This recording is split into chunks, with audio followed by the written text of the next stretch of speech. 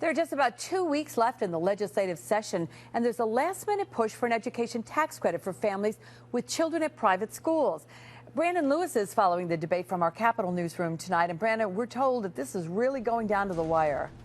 Yeah, that's true, Liz, but supporters are pulling out all the stops. Today, Cardinal Timothy Egan was in Albany meeting with the governor, who is behind the proposal. They face stiff opposition from Assembly Democrats and powerful teachers unions who call it a tax credit for the wealthy.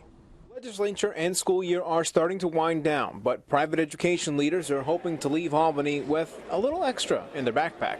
We've seen far too many schools close, and this measure is a way to help those families, to help level the playing field. 75 parochial schools statewide have closed, and the Albany Diocese considered closing Bishop McGinn.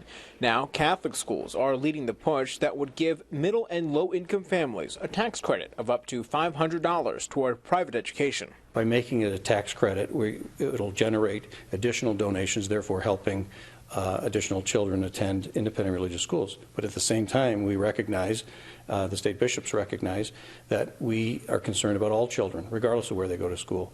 That's why the bill also provides for a tax credit for the same donation going to support programs in public schools. The move has support in the Senate and from the governor, but not from Assembly Democrats, many of whom are backed by teachers' unions who strongly oppose the credit. Some call it a tax credit for the wealthy. There's only a certain amount of money that can go towards schools, and I think public schools, when it comes down to it, that's the schools, those are the schools that are for everybody. A similar bill failed to gain traction last year, but supporters think there's just enough time to make a final push before the end of the session.